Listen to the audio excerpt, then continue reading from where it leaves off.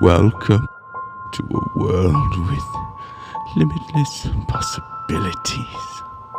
A world where pain and suffering are matched only by the sounds of those who endure it. Welcome to your nightmare. Welcome to your nightmare.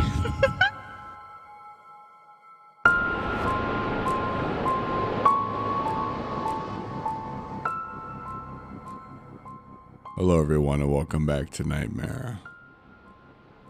For tonight's episode, I'll be narrating a tale for you called I Encountered a Creature That Feeds on Memories.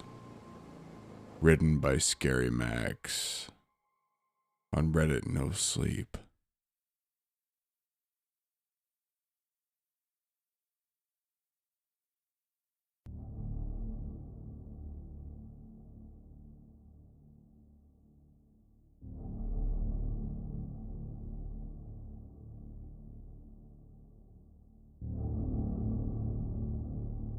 I was not born with the ability to see the memory feeders. It's something that came to me when I was 5, after a beating from my maternal grandfather left me close to death. When I woke up in the hospital, I saw one of the creatures for the first time. At first, I thought it was a bird, looking out at me through the air vent. It made jerky movements and twisted its head at impossible angles. Then it flattened itself, as thin as a stingray, and seeped out the vent, entering my hospital room, where it flew down and landed on my grandfather's shoulder as he slept. Then it opened its mouth and stuck its long tongue into his ear. I sat there, holding my hospital blanket tight. I would have screamed, except my lips were so swollen I could barely open my mouth. And so I just sat there, shaking, trying not to make a sound. When the police visited my room and asked my grandfather what had happened to me, he told them, I don't remember. And he was telling the truth. I work in hospice care now, in a large city. We specialize in family work, and many of our clients are in their 40s and 50s. The creatures love to feed here, because the memories are fresh and whole. Over time, I've learned their habits. They prefer the taste of happy memories. Weddings, births, birthdays, graduations. There are some clients they just won't touch. The dying men with no families, with hollow eyes, might as well be rotten meat to the memory eaters. I generally don't interfere with the creature's feedings. My clients are generally so close to death that I figured they have a few memories to spare. What's the harm if a Christmas morning gets forgotten? And if I'm being honest, maybe I've been jealous. Because I'm rotten meat. I search and search, and all I find are bad memories.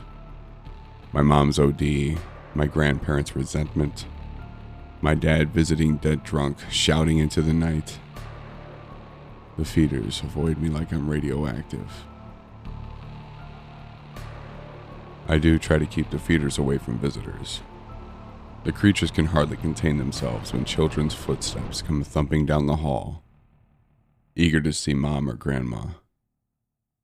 If I'm not careful, the creatures will descend from the vents and feed on the first time Emma saw snow, or that Friday Samuel skipped school and cuddled with mom on the couch all day. In general, a vacuum is enough to scare them off. So if I see them eyeing a child's ear, I'll head into the room and get busy, even if it interrupts a tender conversation between mother and son. Sometimes, though, the creatures cling to their victims like addicts, and I have to take more drastic action. I found that I can grab them by the wings and fling them out the window. Once or twice, I've killed them by snapping their necks.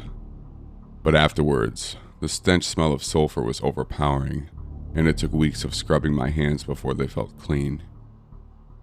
Overall, I would say we'd had an uneasy truce. Until last week. Last week, a teenage girl snuck in after hours. She was basically an angel in human form. Star student, constantly volunteering at local humane societies. Her dad had been a beloved high school teacher until he drew the wrong card and ended up with stage 4 liver cancer. And he didn't even drink. The girl was convinced that it was Dad's last night on Earth and couldn't bear the thought of him dying without her there. So she snuck into the facility. I'm not sure how. When I found her, she was sleeping in a chair in her dad's room, and perched on her shoulder was the biggest memory eater I'd ever seen. It was as big as a condor, wings stretching maybe 4 feet wide. It knelt over the girl with its worm-like tongue pulsing in her ear as memories flowed down its throat. It met my eyes as it drank, and for the first time since my childhood, I was afraid of one. This was no little bird I could fling out the window. This one would fight. This one could kill me. I stood there shaking as the creature stared at me with black eyes, warning me that one more step would mean death. I started to back away. If I left things as they were, no one would ever know. Even the girl might go through her whole life never realizing what had happened, what she was missing. Something in me couldn't do it. No matter how much I wanted to run, I wouldn't let myself. And so I charged forward, tackling the creature right off of the girl. It clawed at me with its talons, ripping my arms. They stung with invisible wounds, like I'd been lashed with invisible whips. It bit at me too, trying to blind me with its beak. When that didn't work, it unleashed its tongue, licking at my face, its saliva burning me like acid. Holding its body off with my left hand, I reached forward with my right, grabbing the creature's tongue. Then I wrapped it around my arm over and over, gritting my teeth as the acid seeped through my skin. As it did, I began to realize I was forgetting. My mother was the first to go. I still hadn't the awareness of her overdose, but the details began to grow fuzzy. Once I'd remembered the exact angle of her body, some kind of smell that surrounded her, some kind of last words she'd written. Now they were all disappearing down the creature's throat. As it ate them, it gagged like it had eaten shit or vomit. The creature tried to pull away, but I kept holding its tongue. The memories all began to disappear. My grandparents were sucked out, little by little, until all that remained was some vague bullet points. Like they were a movie I'd seen in my youth and then forgotten. Then my dad was gone too, and all the bullying through middle school. The darker things I'd thought about in high school too. The years lost and wondering before I finally got my shit together and I made it into nursing school.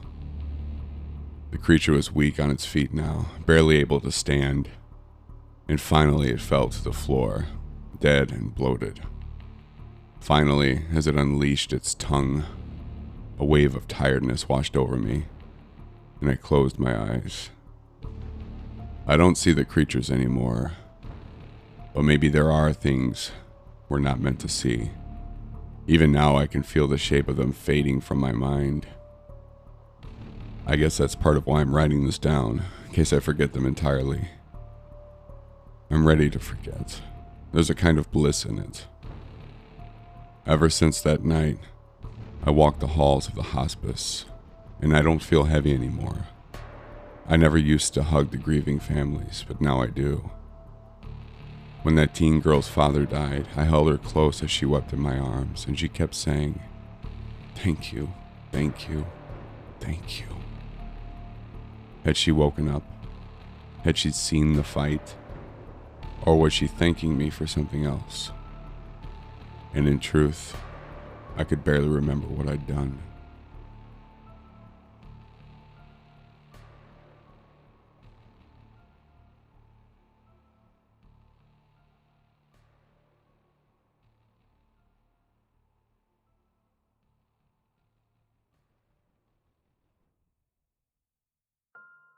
That is all for this episode of Nightmare.